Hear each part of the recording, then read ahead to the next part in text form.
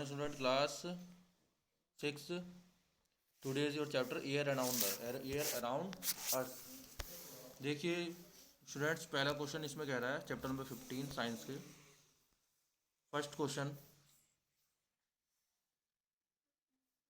What is the composition of air. Composition of air मतलब air किस किस चीज़ों से मिलके बनी है। What is the constituent particle of air, what is the composition of air, both are the same thing. Air contain, answer देखिए, air contain some water vapour. Air के अंदर क्या होते हैं, कुछ वाटर वेपर होते हैं, प्रीवियस चैप्टर में हमने पढ़ रखा था। डस्ट पार्टिकल होते हैं, धूल के कण होते हैं, और different types of gases present होती हैं एयर के अंदर। The gases in the air are mainly nitrogen. Air के अंदर मेनली गैसेस कौन कौन सी होती है, नाइट्रोजन होती है, ऑक्सीजन होती है, small amount of carbon dioxide होती है, एंड मैनी अदर गैसेज, और कई प्रकार की गैसेज होती है। पहली कौन सी होती है, nitrogen, oxygen and carbon dioxide. In fact nitrogen and oxygen together make 99% of air. अब ध्यान रखना स्टूडेंट्स की नाइट्रोजन और ऑक्सीजन मिलके 99% क्या बनाती हैं हमारी 19 it will make 99% of air. Nitrogen plus oxygen जो होती है हमारी प्रेजेंट होती हैं एयर में, वो 99% टोटल एयर बनाती है। सबसे ज़्यादा कौन सी पाई जाती है, nitrogen and oxygen, and many other gases. In fact, nitrogen and the oxygen together make up 99% of air. The remaining 1% constituent carbon dioxide, और 1% जो होती है कार्बन डाइऑक्साइड होती है, एंड फ्यू अदर गैसेज, और कुछ उसके अंदर अलग गैसेज मिली होती हैं। Water vapour and dust particle, और कुछ वाटर वेपर होते हैं, डस्ट पार्टिकल होते हैं। वाटर वेपर आपको समझ में आ गया कि पानी की बूंदें जो एयर में रह जाती हैं, and dust particle you know very well. Thank you. Next question students, which gas is atmosphere, which gas of in the atmosphere, which gas in the atmosphere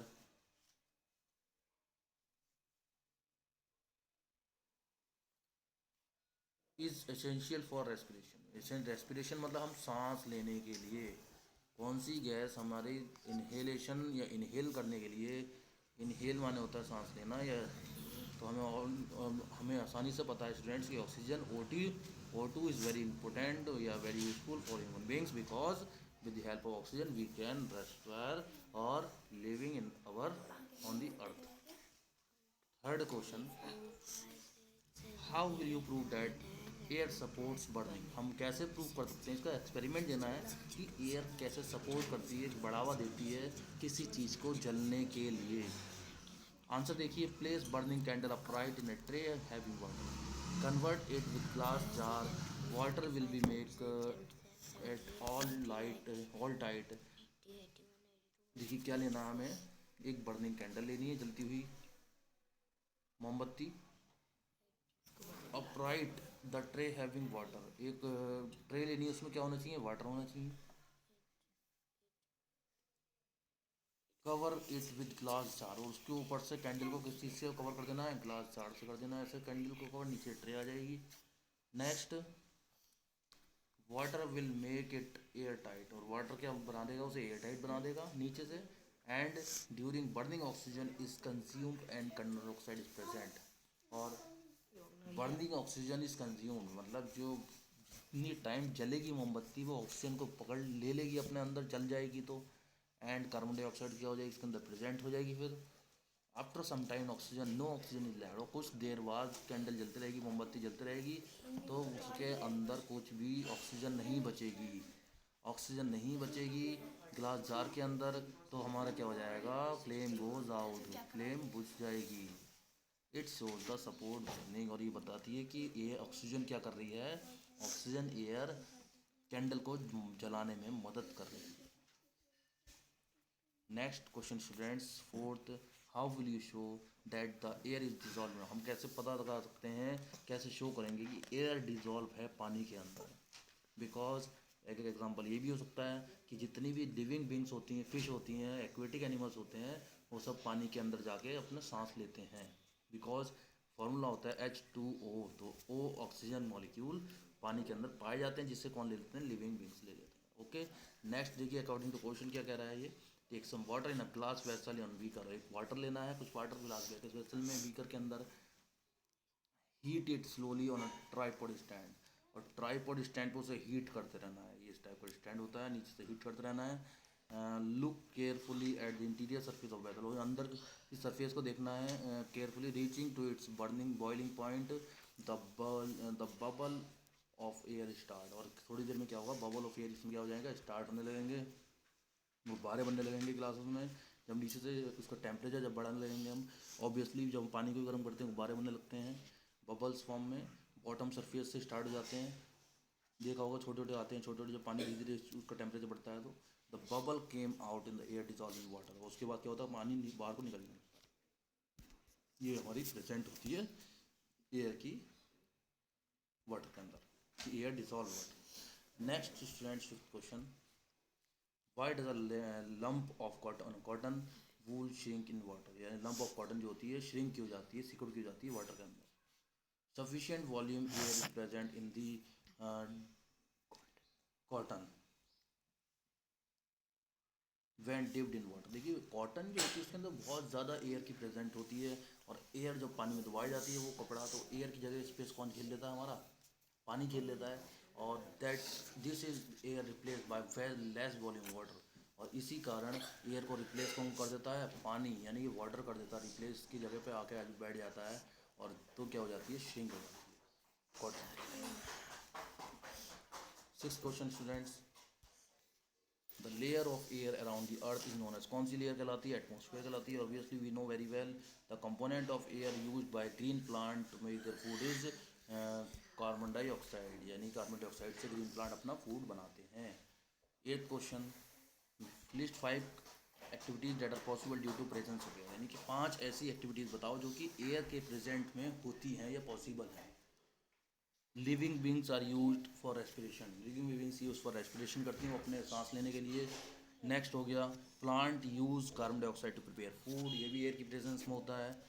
blowing air wind, यानी जिसे हम हवा तेज कहते हैं आंधी कहते हैं, use to power generation of windmill, power generation of windmill जब चलती है इस टाइप से, ये पंखे चलते हैं इस टाइप से यूज होती है हमारी। नेक्स्ट हो गया, air helps in burning of fuel and supply, air क्या करती है, किसी भी चीज़ को जलने में काम करती है। Air helps in scattering of seeds and pollen plants, scattering of seeds मतलब एयर, मान लीजिए हम कहते हैं कि भाई ये तो इस पर तो हरा कलर का फूल, वो सॉरी सफ़ेद कलर का फूल खिल रहा है, आज इसमें जो है लाल कलर का भी खिल गया, तो उसमें वो स्कैटरिंग होती है एक जगह से दूसरी जगह। जंगलों में कोई पेड़ नहीं लगाता है जाकर, जंगलों में पोलन ग्रेन्स एयर के थ्रू एक जगह से दूसरी जगह भागते हैं, दूसरे पेड़ पे बैठ जाते हैं, जाके दूसरे पेड़ के स्टिग्मा पे वहाँ जाकर रिप्रोड्यूस हो जाते हैं, और वो उनका प्लांट का कलर बदल जाता है, फिर फूलों का कलर।